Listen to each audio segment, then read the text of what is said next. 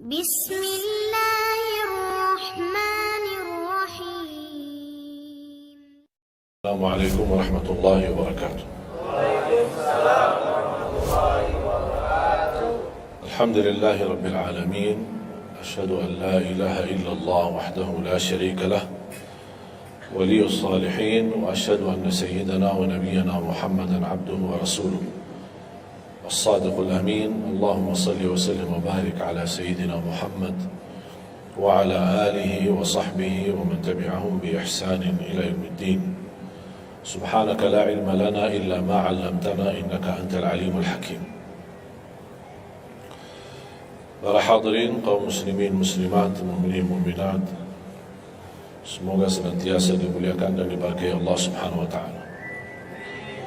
Dalam kesempatan yang singkat ini, saya ingin mengingatkan beberapa amalan. Menurut saya amalan ini rata-rata sudah ditahu oleh orang dan hafal, tapi cukup banyak yang melalaikan, tidak menyadari amalan yang sederhana ini dianugerahkan oleh Allah dengan pahala yang amat-amat besar. Yang pertama, bacaan Al-Quran. Banyak orang yang malas membaca karena tidak bisa baca, atau alasan tidak mengerti artinya.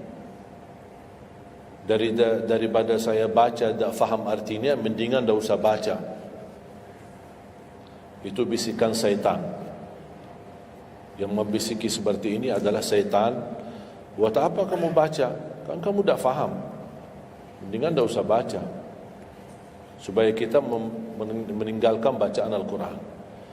Sedangkan dijanjikan oleh Allah SWT dan juga Rasulullah SAW, setiap satu huruf 10 kebaikan, bukan setiap amal. Semua hitungannya dengan amal. Salat 5 waktu dapat pahala 50, salat duha dapat pahalanya, salat qiyamul lail ada pahalanya, sunnah fajar sebelum azan, sudah azan sebelum salat, itu pahalanya sama dengan dunia dan seisinya, seluas dunia dan seisinya. Ini sunnahnya. Kira-kira gimana yang wajib? Rasulullah SAW bersabda di hadis yang sahih, la aqulu alif lam mim harf, walakin alifun harf wa lamun harf wa mimun harf. Alif lam mim bukan satu huruf, tapi alif satu huruf, lam satu huruf, mim satu huruf. Cuba kalau kita baca setiap hari satu halaman aja, berapa kita mendapatkan nilai pahala? Hitung, silakan, bawa kalkulatornya dan hitung sendiri. Tak ada yang sia-sia di sisi Allah. Membaca Al-Quran walaupun tidak memahami isinya, tetap terhitung setiap satu huruf 10 kebaikan. Berarti anda tidak sia-sia membaca Al-Quran walaupun tidak faham. Ada orang membaca tapi berbata-bata. Dia merasa salah bacaannya, keliru. Dia sudah berusaha belajar tapi itu kemampuannya. Didatangi syaitan, dibisikin, salah mulu bacaan kamu, tak benar bacaan kamu, wakaf tidak benar, panjang pendeknya tak benar, apalagi hukum tajwid tak benar. Bisa keliru, bisa dosa. Astagfirullah, dosa ya. Udah, terima kasih syaitan. Malah dia terima kasih lagi sama syaitan. Dibisikin, didengarin, diterima, langsung dia rubah, tidak baca. Alasannya takut dosa. Padahal ada berita gembira dari Rasulullah SAW, al-mahiru bil-Qur'ani ma'as safaratil kiramil barara. Yang mahir dalam membaca Al-Quran, nanti di hari kiamat dia bersama malaikat safara kiram barara. Terus ya Rasulullah, gimana keadaan yang berbata-bata itu? Gimana? Walladhi yatata'ta'u fi wa huwa alaihi syaq lahu ajran. Barang siapa yang membaca tapi masih berbata-bata dalam bacaannya, bukan dosa, justru 2 pahala. Satu, karena dia mau baca Al-Quran, Kedua, karena ada berbata-bata, kesulitan dalam membaca. Allah menghargai kesulitan, Allah berikan pahala. Berarti tidak ada rugi sama Al-Quran.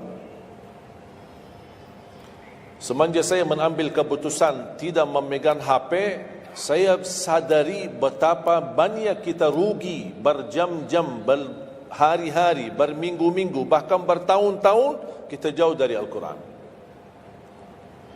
Aku heran ketika mendengar ada orang yang bisa lewat 1 bulan tapi tidak khatam Al-Quran.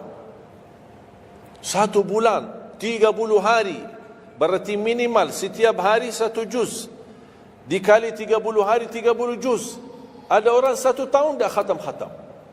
Syukur kalau khatam di bulan suci Ramadan 1 kali. Habis Ramadan dia tutup Al-Quran.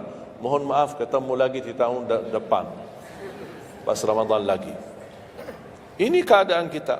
Makanya orang berkata, negeri kita bermasalah terus, negeri kita politiknya begini, negeri kita selalu ada ini. Perbuatan tangan kita. Di mana kita jauh hubungan kita sama Allah, Allah hantarkan musibah sampai kita sadar memperbaiki hubungan kita sama Allah. Salatnya, Qur'annya, ibadahnya. Itu kunci memudahkan dan mengatasi semua masalah. Silahkan rubahkan pemimpinnya berkali-kali, rubahkan aturan negaranya berkali-kali, tidak akan bisa terjadi kebaikan kecuali hubungan kita dari Allah Subhanahu wa taala. Semakin baik hubungan kita, semakin dekat Allah yang urus. Tapi kalau kita mengurus sendiri dan kita jauh dari Allah, ya silahkan. Kata Allah, silahkan. Wakaltuhu ila nafsi. Aku tinggalkan dia untuk dirinya sendiri. Dan siapa kira-kira yang bisa mengurusi dirinya kalau bukan bertolongan Allah Subhanahu wa taala?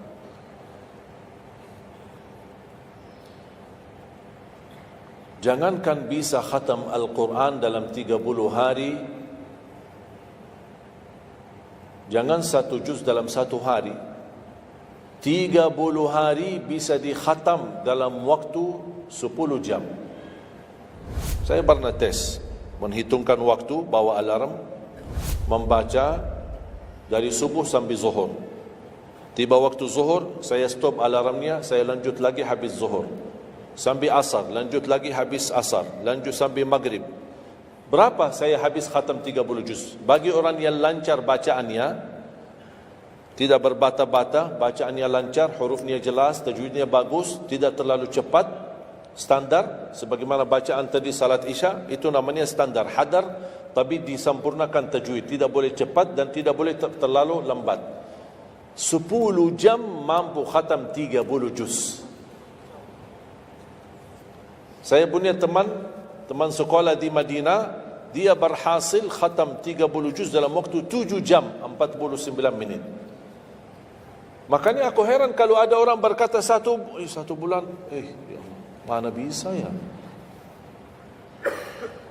Tahu enggak apa yang membuat masalah kita kenapa tidak bisa khatam Al-Quran? Karena suka lihat halaman belakang. Begitu buka baru mulai Al-Baqarah, Alif Lam Mim Dzalikal, buka terus halamannya. Sambil baca kita buka 600 sekian, kapan habisnya? Hudan lil muttaqin, sadaqallahul azim. Sudah langsung sadaqah karena sudah merasa berat. Dia menghitung halaman belakang sedangkan dia baru aja mulai 1 ayat. Dia langsung sadaqallahul azim. Syaitan tidak mungkin dan tidak senang melihat kita sering membaca Al-Quran. Kalau orang dulu susah baca Al-Quran wajar, karena susah menemukan Quran. Zaman sahabat cari kulit unta untuk tuliskan ayat yang Allah turunkan. Ada potongan ayat di Sayyidina Utsman, ada potongan ayat di Sayyidina Abu Bakar, ada potongan ayat di sana sini. Coba kumpulkan, susah. Makanya semuanya larinya kepada sahabat yang begitu datangnya wahyu, mereka langsung mendengar dari Rasul, langsung bisa hafal. Seperti Sayyidina Ubay bin Ka'ab radhiyallahu an, Zaid bin Thabit radhiyallahu an, Anas bin Malik radhiyallahu an, Uthman bin Affan. Jadi mereka datangin para penghafal Quran. Dah ada mushaf, dah ada Quran. Dah ada HP bisa download Al-Quran 30 juz. Gimana? Tapi mereka tidak pernah tinggalkan Al-Quran. Bahkan ada di antara sahabat yang setiap malam tahajudnya khatam 30 juz. dalam satu tahajud. Cuba bayangkan, kira-kira alasan kita apa? Quran sudah di mana-mana, dan segala terjemahan, warna-warni, tajwid, semua ada. Yang bagus, yang besar. Maaf, mata saya. Ada yang besar, ada segede meja ini. Ada. Susah menemukan, alhamdulillah HP bisa sekarang isinya 30 juz. Bisa dibawa kemana-mana. Tak usah pusing mencari Al-Quran. Semua kemudahan. Semestinya kita mampu mengalahkan sahabat Rasul. Karena kita semua fasilitas ada. Apa yang kita mau bilang sama Allah? Ada seorang, mungkin Bapak Ibu pernah nonton di acara Hafiz Indonesia. Namanya Kaila. Buta. Dia setiap hari, saya tanya, kamu berapa murajaah? Bacaan Quran setiap hari. 5 sampai 7 juz. Buta. 5 sampai 7 juz. Saya kaget. Tak panyakan. Kan kasihan kamu. Dan kebetulan kamu sudah punya uzur. Kamu dah baca Al-Quran sama sekali, ana yakin Allah maafkan. Buta, dah bisa. Tahu enggak jawabannya apa? Saya malu sama Allah menjadikan buta saya alasan tidak baca Quran. Ini anak usia 7 tahun. Malu sama Allah menjadikan buta, padahal ini ujian. Butanya dari Allah, bukan dari dirinya. Tapi dia malu menjadikan buta itu alasan tidak baca Quran. Pertanyaan saya, alasan antum apa? Apa alasan? Sibuk. Belum ada waktu. Ya, saya maklum, belum ada waktu. Memang dunia ini bikin stres. Makanya tidak ada waktu. Saya nasihatkan mulai hari ini, jangan kasih Al-Quran sisa waktumu. Dalam istilah, kalau ada sisa waktu, insya Allah saya baca Quran. Kalau itu niatnya, tidak bakalan. Tapi tolong utamakan Al-Quran dalam sehari-harimu. Minimal mulai harimu baca Quran, tutupi harimu baca Quran. Jangan tunggu sisa waktu. Wallahi Al-Quran keberkahannya luar biasa. Kesumbuhan, petunjuk, keberkahannya menjaminkan ke surga, selamat siksa neraka, selamat dari siksa kubur. Banyak anugerah. Sayang. Kadang-kadang kalau kita mendengar ada seorang da'i atau seorang ustaz, materi-materi bukunya bagus, isinya bagus, kita kejar. Di mana buku itu jual? Kita cari informasi, di mana buku itu jual? Ini tulisan manusia. Kita kagumi, kita banggakan, kita suka dan kita ikuti, bahkan kita kejar di mana-mana. Al-Quran kalamullah. Masa kalam manusia lebih mulia di hati kita daripada kalamullah? Silahkan boleh kagumi apa penyampaian ustaz, da'i, tapi jangan melebihi apa kata Allah. Jangan kita terharu ketika mendengar seorang berceramah, tapi berkali-kali kita simak ayat suci Al-Quran tidak pernah meneteskan air mata, seperti mendengar surat kabar atau koran. Masalah. Ternyata ucapan manusia lebih menyentuh hati. Padahal kata Allah, kalau Al-Quran diturunkan di atas gunung bisa hancur jadi tanah basir. Kembali lagi, jangan lewat satu hari belum baca Quran.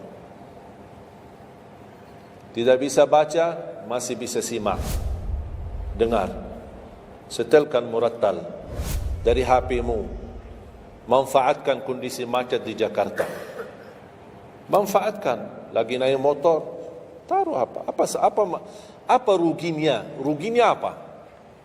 Simpan handsfree di telinga, ya sambil bawa motor. Dengarin ayat suci Al-Quran.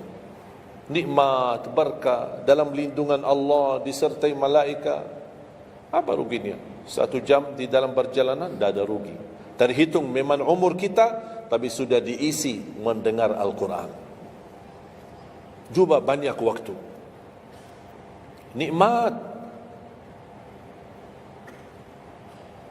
Kalau saya merasa kesibukan mengganggu sampai tidak ada luang waktu cukup untuk saya bisa baca tilawah di rumah, saya menikmati di jalan. Apalagi kalau mau pergi ke acara, apalagi kalau keluar kota, berjalan lumayan jauh, nikmat. Ya Allah, mudah-mudahan macet terus.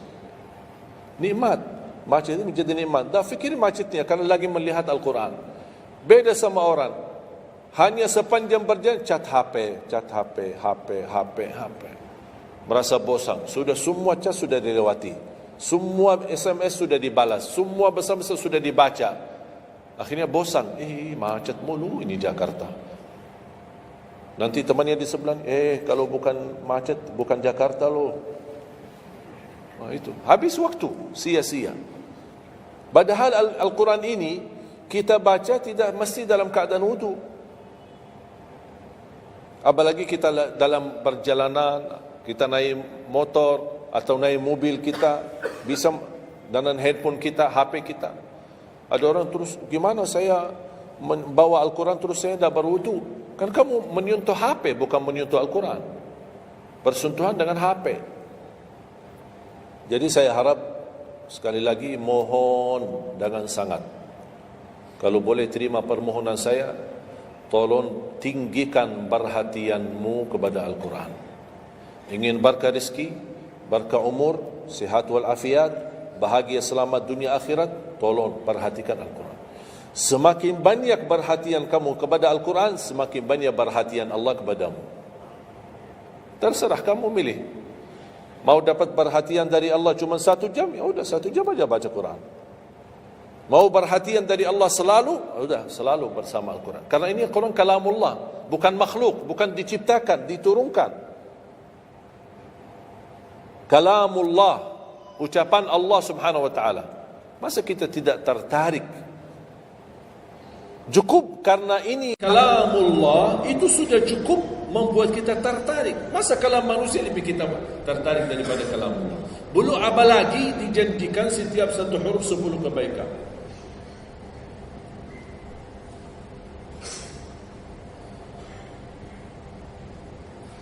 Kira-kira siap? Minimal mulai harimu baca Quran, tutupi harimu baca Quran. Habis bangun, sebelum beraktivitas baca. Baca apa? Bebas. Boleh tak saya baca sampai khatam tapi saya tak faham isinya? Boleh. Tetap dapat pahala setiap satu huruf berbeza. Baca sampai mempelajari isi maknanya, memahami maknanya, lebih besar lagi pahalanya. Membaca, memahami, menhayati lagi, lebih besar lagi pahalanya. Membaca, memahami, menhayati, menamalkan, lebih besar lagi. Kalau tidak bisa meraih semua pahala itu, ya paling minimal pahala bacaan. Kalau saya tidak dapat meraih pahala menhayati, pahala memahami, pahala menamalkan, apalagi saya orang awam tidak begitu mengerti apa yang semestinya saya amalkan, la yukallifullahu nafsan illa wus'aha. Amalkan sesuai kemampuan. Ada pelajaran ayat yang dibacakan tadi, kita bisa ambil maknanya, kita mengambil kesimpulannya. Jangan kita menjadi seperti golongan yang datang hari kiamat malah minta tolong diselamatkan oleh Allah dari neraka. Kalau di hari kiamat tidak bisa saling menolong, tidak bisa. Sekarang kita masih bisa saling membantu dan saling menolong. Dan di antaranya menolong diri sendiri. Jangan menunggu di hari kiamat. Jangan kita bisa menolong, tolong menolong. Di hari kiamat orang tua tidak bisa menolong anaknya. Anaknya pun larikan diri daripada orang tua. Tak ada yang mau kenal. Cuba baca akhir surat Abasa.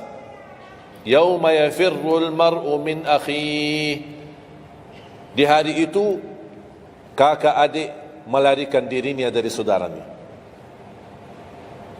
wa ummihi wa abi, melarikan diri pada bapaknya dan ibunya. Biasanya kalau kita ketemu orang tua kita senang bertemu, mohon doanya, apalagi yang orang-orang yang tinggi berbakti baik sama orang tuanya. Kalau di hari kiamat mau sendiri-sendiri. Jangan kita yang melarikan diri sendiri. Para nabi dan rasul semuanya doanya salim salim, ya Allah selamatkan, ya Allah selamatkan. Ini nabi, kira-kira kita gimana? Yauma yafirru al-mar'u min akhihi wa ummihi wa abihi wa sahibatihi wa bani. Sampai dari istrinya pun dia melarikan diri. Mohon maaf, sendiri-sendiri. Saya tidak bisa tolong kamu. Jangankan kita sama istri kita atau sama anak-anak kita.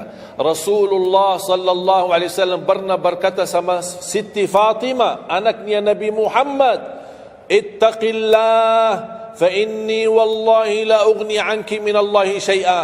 Hei anakku Fatimah, bertakwalah kepada Allah, karena aku tidak bisa membantu kamu nanti di kemudian hari.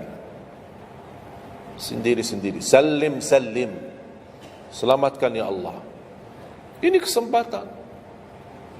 Sebelum kita menjadi na'udzubillah salah alamat daripada ke surga menjadi ke neraka, kita sekarang perbaiki kemana arahan kita, kemana jalan kita. Kita yang milih, tidak ada yang memaksa. Taat, Allah hanya menyuruh kita taat, tapi Allah tidak pernah maksa. Kira-kira kalau tidak salat dapat pukulan? Dapat pukulan? Ada yang memukul kita? Ada yang melemparkan kita dalam batu sampai bata kepala kita? Ada? Tidak ada. Taat, Allah menyuruh taat, tapi Allah tidak pernah maksa. Sama juga syaitan, menyuruh kita dosa maksiat, tapi syaitan tidak pernah maksa kita. Sebagaimana ayat tadi dibacakan, ayat surah Ibrahim ayat 22, syaitan berkata, aku tidak punya kuasa di atas kalian, tapi aku hanya menyuruh kalian terlalu cepat taati. Kata syaitan, terlalu cepat respon, aku hanya menyuruh. Da'autukum fastajabtum li. Makanya sekarang jangan melialahkan, saya tidak bisa bantu kalian dan kalian pun tidak bisa bantu aku. Kita dua-duanya dijerumuskan dalam neraka, na'udzubillah min dzalik. Oleh karena itu, jemaah sekalian, kesempatan, mumpun masih kita umur, masih punya kesehatan, manfaatkan. Karena akan datang satu saat, sekarang bukan masalah umur, masalah sehat. Tiba-tiba bisa sakit, virus di mana-mana.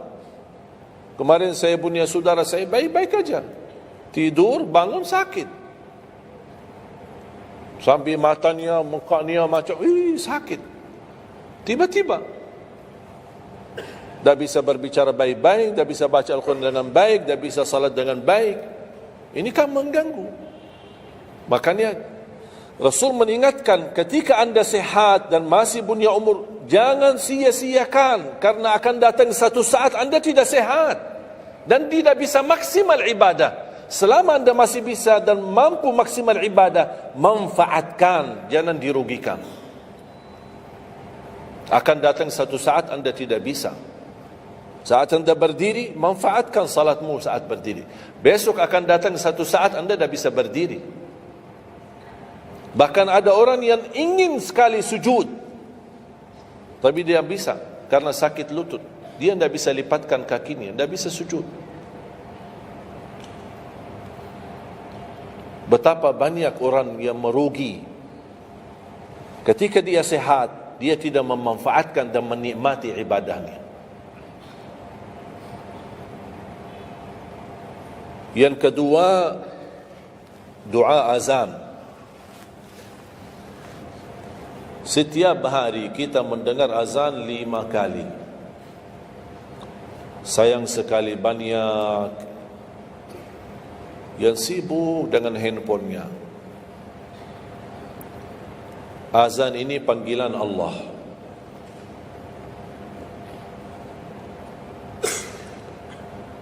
Barang siapa, kata Rasulullah SAW, mengikuti perkataan muazzin. Artinya muazzin mengucapkan Allahu Akbar, kita ucap Allahu Akbar. Asyhadu an la ilaha illallah, asyhadu an la ilaha illallah, asyhadu anna Muhammadar Rasulullah, asyhadu anna Muhammadar Rasulullah.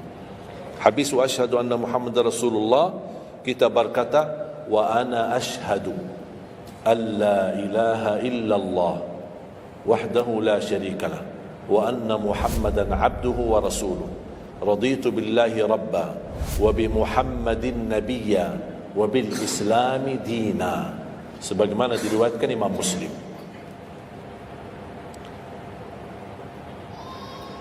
Hayya 'alas salah, kita jawab la haula wala quwwata illa billah.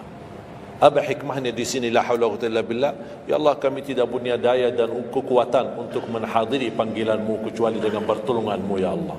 Karena hayya 'alas salah butuh gerak, bergerak, datang. Hayya 'alas salah, panggilan, hey mari salat. Ya Allah, la haula wala quwwata illa billah. Ya Allah, kami tidak punya kemampuan menghadapi godaan dunia, menghadapi hawa nafsunya, menghadapi malas kecuali dengan kekuatan-Mu ya Allah. La haula wala quwwata illa billah. Meraih kemenangan, meraih kemuliaan, hayya 'alal falah. Ya Allah, kami tidak mampu meraih kemuliaan itu kecuali dengan kekuatan dan izin-Mu ya Allah. Allahu Akbar, kita ucapkan Allahu Akbar. La ilaha illallah, kita ucapkan la ilaha illallah. Habis itu apa kata Rasulullah SAW di hadis yang diriwayatkan Imam Bukhari? Thumma salla alayya, selepas itu dia bersalawat kepada Nabi Muhammad. Allahumma salli ala Muhammad wa ala ali Muhammad. Bagi Sayyiduna boleh, tidak bagi Sayyiduna boleh. Selepas itu doa, Allahumma rabb hadhihi ad-da'wati at-tammah was-salati al-qa'imah ati Muhammadan al-wasilata wal-fadilah wab'athhu maqaman mahmudan alladhi wa'adta. Ini ucapan yang saya sampaikan di Sahih Bukhari. Ada riwayat-riwayat yang lain, Allahumma rabb hadhihi ad-da'wati at-tammah was-salati al-qa'imah ati sayyidina Muhammadan al-wasilata wal-fadilata wad-darajata al-'aliyata ar-rafi'ata min al-jannah wab'athhu maqaman mahmudan alladhi wa'adta innaka la tukhliful mi'ad. Innaka la tukhliful mi'ad. Tambahannya diriwayat Imam An-Nasai dan semuanya sahih. Mau milih mana yang anda hafal, mana anda biasakan, silakan. Mau ambil hadis yang diriwayatkan Imam Bukhari boleh, mau ambil yang diriwayat Imam Nasai boleh.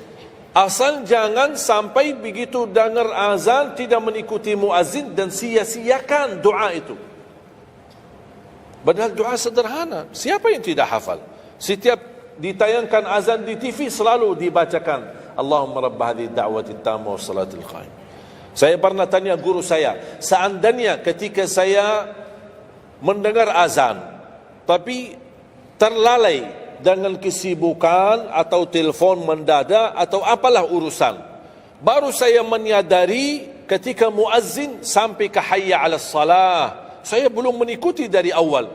Gimana caranya biar saya tidak rugi dalam pahala? Kata guru saya, ulang sendiri dari awal. Allahu Akbar, Allahu Akbar, Allahu Akbar, Allahu Akbar. Asyhadu an la ilaha illallah, asyhadu an la ilaha illallah, asyhadu anna Muhammadar Rasulullah. Sampai mendapat mengikuti muazzin dalam sisa azannya.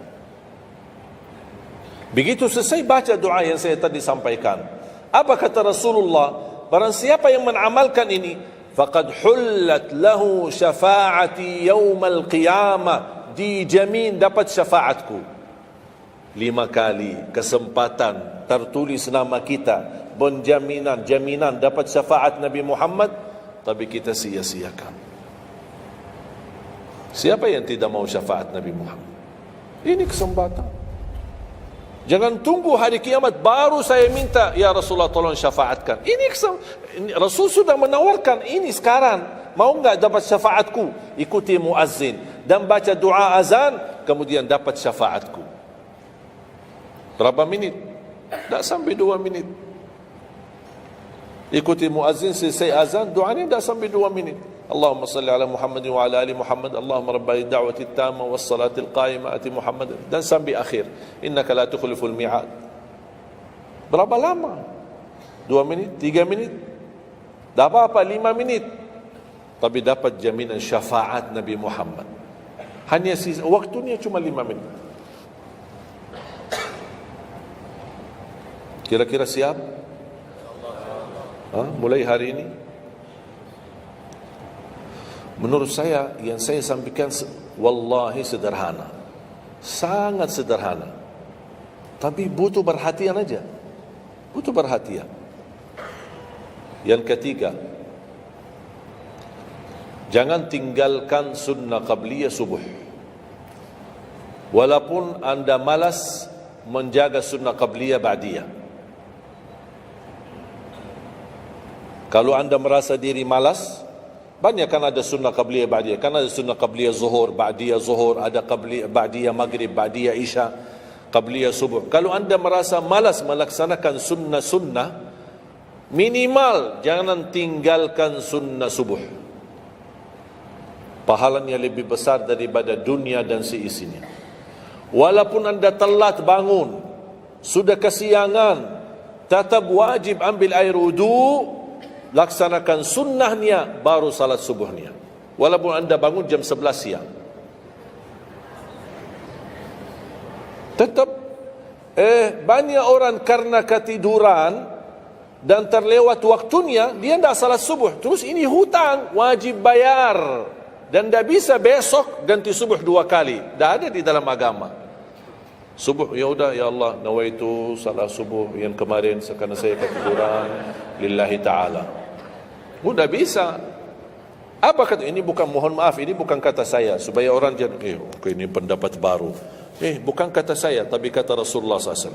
Bukan kata Majlis Ulama Indonesia, bukan kata saya, bukan kata siapa-siapa. Kata Rasulullah sallallahu alaihi wasallam di hadis yang sahih, "Man nama an salatin aw nasiyaha falyusalliha mata dzakaraha, la kaffarata laha illa dzalik." Ya Allah, terima kasih ya Rasulullah. Sepertinya Rasul sudah diberitahu umatnya bakal ketiduran banyak dari salat. Maka dia sudah diberikan solusi. Seandainya ketiduran, ini juga kata Rasulullah, "Man nama an salatin." Silahkan nanti anda pas pulang buka di Google, biar lihat sanad hadisnya ini. Oh, Syekh Ali kau bawain hadis yang dah benar ini. Silahkan. Tahu, kenal enggak Syekh Google? Syekh Google kenal? InsyaAllah semua ilmu dia tahu. Tinggal masukin aja. Barang siapa yang ketiduran dari salat, hadis. Terus klik, dia keluar. Semua dasarnya apa itu dijelaskan. Semua. Mu bahasa Arab ada, mu bahasa Indonesia ada, mu bahasa Inggris pun ada. Syekh Google hebat. Man nama an salatin aw nasiyaha falyusalliha mata dzakaraha, la kafarata lahu illa dzalik. Barang siapa yang ketiduran, coba ketiduran. Tidur menurut ulama dianggap uzur. Pernah istri saya ketika saya keluar kota, dia hubungi dan dia bangun kesiangan, kira-kira jam 8. Dia telepon dan nangis-nangis.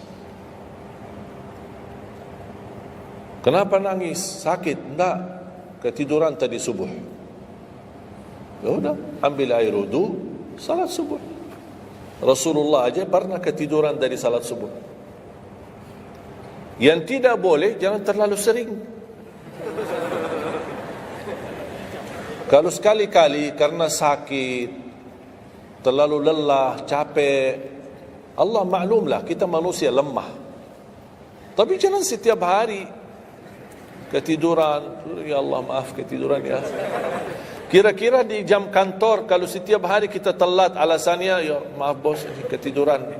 Besok lagi alasan yang sama, maaf ketiduran. Besok lagi alasan yang sama. Kira-kira gimana? Dipecat enggak? Dipecat. Malu kita, sama manusia aja tak berani kita dengan alasan yang sama, kita selalu itu aja. Masa sama Allah kita berani? Sekali-kali boleh uzur. Capek, sakit, sekali-kali, tapi jangan terlalu sering. Ketika kita bangun, jam berapapun, wajib laksanakan. Karena kata Rasulullah, tidak ada kafarah yang lain. Tidak ada kata ganti dengan uang, atau ganti dengan sedekah, atau ganti dengan, tidak bisa. Tunaikan. Falyusalliha, kata Rasulullah, falyusalliha, segerakan salat itu jam berapapun, walaupun kesiangan.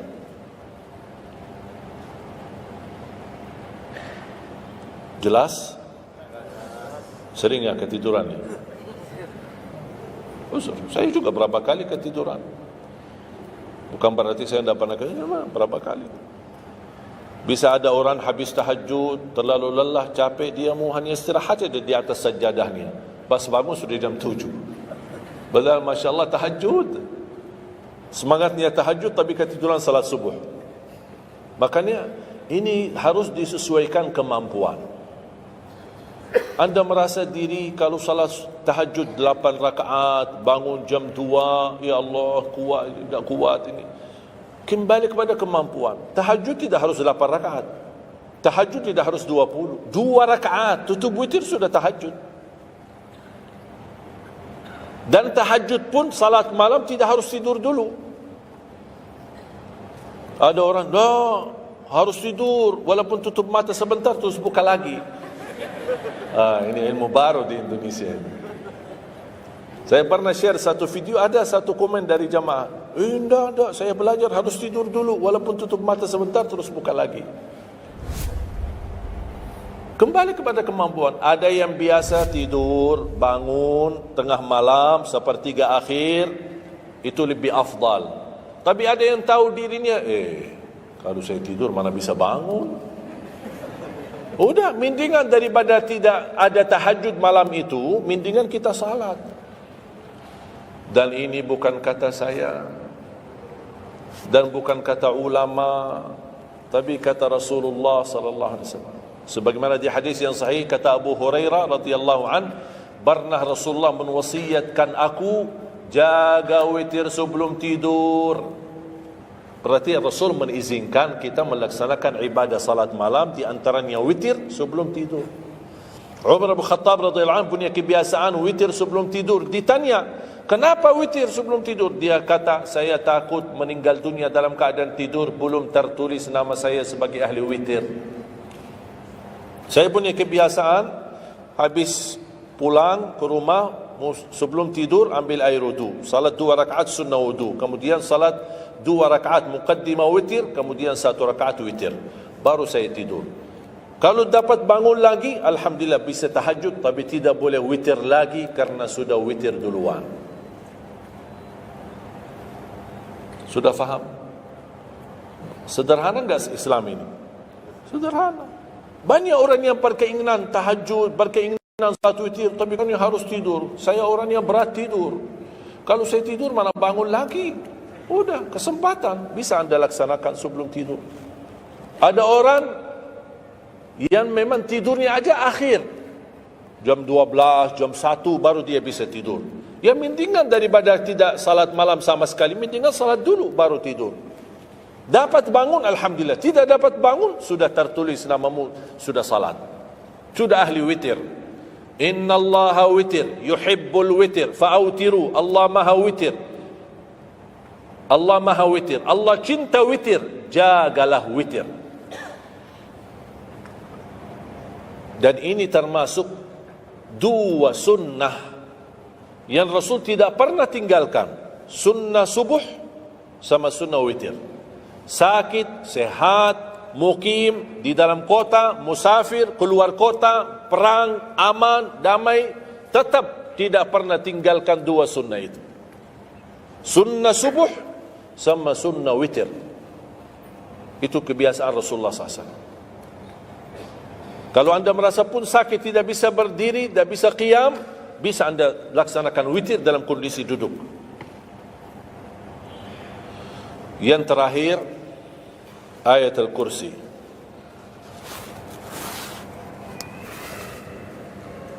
Jangan tinggalkan ayat Al-Kursi lepas salat.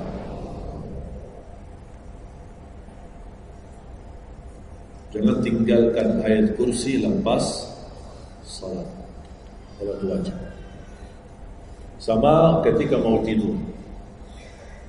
Cuma 1 ayat. Tapi tahu enggak pahalanya apa? Kan habis salat kan ada zikir-zikir kan? Istighfar, tasbih dan yang lain-lain. Di antaranya baca ayat kursi. Tahu enggak pahalanya apa? Ada yang pernah baca pahalanya apa? Barang siapa yang membaca ayat Al-Kursi setiap habis salat fardu, laisa bainahu wa bainal jannati illa an yamut. Tidak ada sesuatu yang mampu menghalanginya masuk surga kecuali menunggu mati. Cuma baca ayat Kursi. Dan ketika mau tidur, lagi buru-buru, ada meeting, ada rapat, ada urusan mendadak, habis salat, astaghfirullah, astaghfirullah, astaghfirullah, Allahumma antas salam wa minkas salam, sampai selesai, langsung baca ayat Kursi. Terus subhanallah itu yang lain-lain gimana? Dapat apa? Sambil jalan naik motor, subhanallah, subhanallah, subhanallah, subhanallah, sambil jalan. Subhanallah ada riwayat 33, ada riwayat 25, ada riwayat 10, minimal 10. Subhanallah 10 kali, alhamdulillah 10 kali, Allahu Akbar 10 kali. Itu yang paling sederhana. Saya bagikan ini, biasanya kalau saya isi di kementerian atau di pejabat, saya kasih zikir-zikir begitu. Pak, subhanallah cuma 10 kali. Biasanya kita tahu 33. Lah ini khusus buat pejabat. Yang penting zikir, supaya jangan tinggalkan. Zikir. Banyak orang sibuk, mendadak ada urusan, udah zikir. Subhanallah cuma 10 kali. Subhanallah 10 kali, alhamdulillah 10 kali, Allahu Akbar 10 kali. Itu paling cepat. Subhanallah. Ternyata di dalam agama ada yang juga hemat. Hemat sederhana tapi pahalanya tetap besar dan dikurangi. Tidak ada pahala yang hemat. Semuanya pahala sempurna, semuanya pahala agung, sempurna dan luar biasa dahsyat balasan Allah Subhanahu wa taala. Makanya jangan disia-siakan.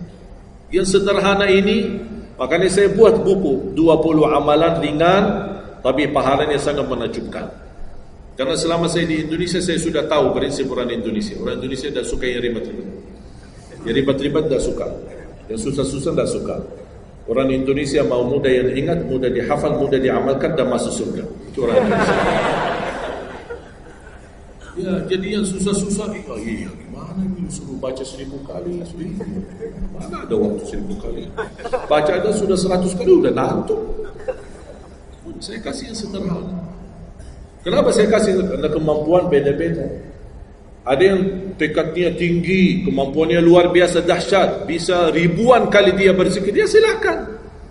Tidak ada yang melarang kita berzikir, bebas, berapapun. Tapi ada yang malas. Udah. Jadi alhamdulillah di dalam ajaran Islam kita ada malas ya ini malas. Makanya saya bikin 20 amalan dan ini buku 20 amalan ringan. Pahalanya sangat menakjubkan. Pahalanya sangat besar walaupun amalannya ringan, mudah, sederhana. Dan buku ini hanya laku di Indonesia, tidak laku di Arab. Karena cocok dengan budaya Indonesia, saya sudah hafal. Sama dengan bacaan. Mohon maaf tadi kepanjangan insya-Allah. Pas begitu saya ingat merindukan kota Madinah, suasana Madinah. Pas di rakaat yang kedua saya, ini saya di Indonesia. Makanya saya tidak jadi panjang rakaat kedua, biar lebih cepat. Karena memang budaya ini tidak bisa panjang-panjang, lama-lama tidak bisa. Kalau kulhu bisa dibagi dua, terima kasih. Kita lihat tarawih kan salah satu contoh tarawih. Walaupun 23 rakaat jumlahnya banyak, tapi ayatnya pendek. Al-Hakum qul al-Asr qul al-Humazah qul. Ini budaya. Kita kan hormati budaya, harus belajar. Walaupun ada sekarang ada beberapa masjid yang panjang, ya nanti balik kepada kemampuan, tapi tidak boleh saya menyalahkan. Ada orang yang suka, ada saya mau yang qul, ya udah sana. Masih qul di sana, masih kita kan. Yang penting kita bisa jaga salat. Dan yang terpenting dalam salatnya adalah yang terjaga kekhusyuan. Bukan masalah jumlahnya, bukan masalah kepanjangannya, tapi kekhusyuan. Tumaknina, karena tumaknina rukun dalam ibadah salat. Sama seperti rukun qiyam, rukun baca al-Fatihah. Tumaknina. Apa itu tumaknina? Ketenangan dalam salat. Bacaannya tenang, gerakannya tenang. Bukan kejar-kejaran. Imamnya baru baca Al-Fatihah, sudah amin, imam makmum belum selesaikan ini, terus dikejar imam. Imam Allahu Akbar, sami'allahu hamdah, Allahu Akbar, Allahu Akbar, Allahu Akbar. Imam makmum jadi kasihan. Kejar, dia tidak bisa baca makmum, wallahi makmum tidak bisa baca apa-apa. Hanya fokusnya bisa kejar imam. Yang penting jangan sampai tertinggal imam. Yang saya fikirkan, kasihan yang tua-tua, bapak-bapak. Gimana yang bapak-bapak? Kalau yang muda-muda masih bisa kejar imam, terus yang bapak-bapak gimana? Setiap gerakannya batuk 10 kali. Rukuk batuk lagi, sujud batuk lagi. Karena pelan-pelan gerakannya. Saya pernah ada satu kejadian ketika masuk salah satu kampung, kita lewati, saya mampir, samping saya ada bapak lumayan tua, gerakannya juga pelan-pelan. Yang saya kasihan, Imam Allah, saya suka pas ketika takbir, Allah, Bismillahirrahmanirrahim, Alhamdulillahirrahmanirrahim, Astagfirullahaladzim. Barusan enak, takbirnya enak, bacanya kenapa enggak? Ini pelan-pelan aja, santai aja, santai. Walaupun baca satu ayat dua, bukan masalah berapa banyak bacaannya. Yang penting kekhusyuan, tumakninah, karena rukun tumakninah. Allahu Akbar, sami Allahu hamdah. Saya lihat bapak ini yang sebelah saya. Saya masih bisa kejar imam. Bapak ini dah kejar-kejar. Imam sudah rukuk, bapak belum rukuk. Begitu imam sami Allahu hamdah, bapak dah jadi rukuk, diikut sami Allahu hamdah. Astagfirullahalazim. Pas sujud, kita sudah sujud 2 kali. Bapak kan pelan-pelan sambil batuk. Terus dia turun sujud. Pas dalam kondisi sujud, kita sudah berdiri, bapak kan baru dia turun, dia berdiri lagi. Astagfirullahaladzim. Pas di rakaat yang kedua, saya megang tangannya, Pak, kita pulang aja deh. Biar bapak salat di rumah. Kasihan bapak tidak bisa salat, tidak bisa rukuk, tidak bisa sujud, tidak bisa apa-apa. Makanya tumakninah bukan wajib, bukan sunnah, tapi rukun dalam salat, dan tidak sah. Walaupun salat sunnah, tidak sah salatnya seorang kalau dia tidak membawa tumakninah. Tidak sah. Disiarkan, disharekan, diviralkan, dia bilang ada 23 rakaat 7 menit. Menurut saya tidak usah panjang lebar dibahas. Tidak sah, sudah selesai. Karena meninggalkan, sama dengan orang salat tapi tidak baca Al-Fatihah. Kira-kira sah tidak? Tidak sah. Gimana kira-kira bacaan Al-Fatihah? Oleh kerana itu jemaah sekalian, mari kita sama-sama. Apalagi tidak lama lagi kita menyambut bulan suci Ramadan. Saya harap kita mencintai budaya kita, mencintai negeri kita, tapi harus hal yang perlu diluruskan, harus diluruskan. Apalagi yang terkait ibadah salat, tarawih. Tidak masalah masjid 11 rakaat, ada masjid 23 rakaat, jangan ribut. Tidak masalah. Yang mau 11 silakan, yang mau 23 silakan. Yang penting kita bisa melaksanakan salat dengan baik. Apalagi alhamdulillah sudah sekarang muncul banyak para imam-imam, pemuda-pemuda yang bacaannya merdu, yang bacaannya indah. Kita bisa menikmati suasana bulan suci Ramadan. Bacaannya tidak mesti panjang-panjang. Walaupun rata-rata di Indonesia jarang kita menemukan masjid yang khatam. Dulu saya ingat waktu saya masih di Lombok, kita ingat salat tarawih khatam 30 juz, dan salat tahajud di 10 malam terakhir khatam lagi 30 juz. 2 kali kita khatam dalam 1 bulan Ramadan. Tapi ini karena permintaan dari lingkungan dan jamaah. Kalau tidak ada permintaan susah. Apalagi orang baru datang. Saya sering memperhatikan orang baru datang kayaknya salah masuk masjid. Pas begitu melihat imamnya kepanjangan, masjid apaan? Mundur ke belakang. Bahkan saya pas ketika lihat ada makmum mundur, saya baru masuk. Bapak mau kemana? Mau ambil wudu lagi. Pas habis salat saya tarik kanan kiri, tidak ada. Ternyata ambil wudu di rumahnya. Jadi karena tidak semua bisa, makanya tidak boleh kita saling menyalahkan, tapi kita harus saling mengingatkan. Saling mengingatkan. Mari kita sama-sama menjaga ibadah yang benar. Mari kita sama-sama menjaga ibadah yang khusyuk, ibadah yang tumakninah. Mudah-mudahan amalan-amalan yang saya sampaikan tadi, mudah-mudahan bisa diingat, bisa dihafal dan mudah diamalkan. Masih ingat kan? Atau perlu saya ulang? Amalan pertama, Quran. Minimal mulai harimu baca Quran, tutupi harimu baca Quran. Yang kedua, ikuti muazzin. Sama juga disertai doa azan, karena jaminan dapat syafaat Nabi Muhammad SAW. Yang ketiga, jangan tinggalkan qabliyah subuh, sesudah azan. Walaupun anda bangun telat, melaksanakan salat subuhnya tetap didahulukan dengan salat sunnahnya. Terus yang keempat, witir. Witir, jangan lewat satu malam belum witir. Walaupun anda bisa laksanakan witir habis salat sunnah ba'diyah isya atau sebelum tidur anda di rumah, bisa laksanakan witirnya. Terus yang keenam, ayat kursi setiap habis salat fardu. Mudah-mudahan insyaAllah amalan ini yang sederhana, mudah-mudahan bisa kita jaga. Walaupun sederhana, tapi saya yakin akan membantu menjadikan banyak perubahan dalam kehidupan kita. Akan bertambah keberkahan, ketenangan. Kita akan merasa jauh lebih sejuk, bahkan jauh lebih nikmat untuk kita beribadah. Baru saya ingat satu hal, sedekah. Kalau bisa, sedekah subuh. Pengalaman saya, dari semua pelajaran yang saya pelajari, saya menemukan sedekah semua waktu baik. Jumat, waktu majlis ilmu, habis majlis ilmu, semua sedekah itu baik. Tapi saya menemukan sedekah subuh itu yang paling baik, yang paling dahsyat, yang paling cepat terkabul hajat kita. Kenapa sedekah subuh dahsyat?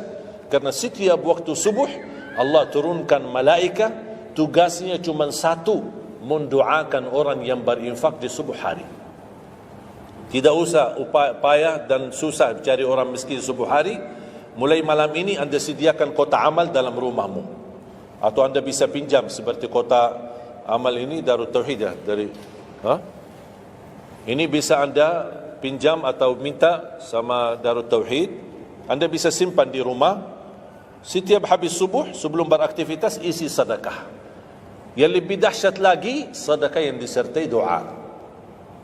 Karena wallahi terjamin doamu terkabul dengan wasilah sedekah subuh. Sakit, ya Allah, aku mohon dengan berkat sedekah ini sembuhkan penyakitku. Kalau orang tua yang sakit, doakan orang tua. Ya Allah, dengan berkat sedekah subuh ini sembuhkan orang tua saya. Mencari jodoh, mencari kerjaan, apapun masalah yang anda hadapi, masalah hutang, masalah apapun. Orang tua sudah meninggal, ya Allah, aku mohon dengan berkat sedekah ini, titipkan pahala sedekah ini untuk kedua orang tuaku. Apa saja, mau hafal Al-Quran, tapi kalau boleh saya usulkan, satu kali sedekah, fokus satu hajat. Jangan sedekahnya koin, tapi doanya sampai terbit matahari. Malu sama Allah. Kelamaan doanya, sampai malaikat tulis doanya, kelamaan. Banyak sekali doa. Satu kali doa, satu kali hajat, satu kali sedekah. Sesuaikan. Bukan Allah tidak bisa, Allah maha bisa menolong kita, tapi kita malu. Masa kita sedekah begitu saja, tapi kita minta panjang lebar. Ya, tolong disesuaikan. Tapi rutin, wallahi dahsyat. Antum insyaAllah akan merasakan sedekah subuh, subhanallah. Setiap jamaah yang saya sampaikan, termasuk ada keluarga yang sudah lama menikah, tidak punya keturunan, saya memberikan amalan ini. Suami istri masing-masing mengamalkan, isi sedekahnya, ya Allah, aku mohon dengan berkat sedekah ini karunialah kepada kami keturunan. 17 tahun mereka tidak punya keturunan. Alhamdulillah 6 bulan kemudian saya dapat berita gembira dari mereka, kabar baik, alhamdulillah istrinya positif hamil. Sedekah subuh luar biasa dahsyatnya. Sedikit tapi rutin. Sampai insyaAllah kita dipanggil oleh Allah, mudah-mudahan dalam keadaan husnul khatimah. Allahumma ighfir lana wa liwalidina wa li jami'il muslimina wal muslimat wal mu'minina wal mu'minat al ahya'i minhum wal amwat. Allahumma ya Allah, jadikan pertemuan ini membawa barakah bagi kami, jadikan sisa umur kami lebih baik daripada yang sudah lalu, jadikan segala perjuangan kami, sedekah kami, infak kami, amalan salih kami menjadi pahala besar di sisi-Mu ya Allah, menjadikan membawa syafaat bagi kami di hadapan-Mu hari kiamat. Akhiri hayat kami dengan husnul khatimah. Ampuni dosa kami, ampuni kedua orang tua kami. Ya Allah, aku mohon untuk semua jemaah yang hadir, selepas majlis ini masing-masing pulang sudah diampuni segala dosanya, disucikan hatinya, dibersihkan jiwanya, diselamatkan setiap langkah-langkahnya. Jadikan kami semua penghafal Al-Quran, berakhlak akhlakul Quran, menjadi ahlul Quran, pencinta Al-Quran. dan di hari kiamat mendapatkan syafaatnya Al-Quran. Birahmatika ya arhamar rahimin. Rabbana atina fid dunya hasanah wa fil akhirati hasanah wa qina adzaban nar. Wa sallallahu ala sayyidina nabiyina Muhammad wa ala alihi wa sahbihi baraka wasallam. Walhamdulillahi rabbil alamin. Akhirul kalam, subhanakallahumma bihamdika asyhadu an la ilaha illa anta astaghfiruka wa atubu ilaik. Assalamualaikum warahmatullahi wabarakatuh.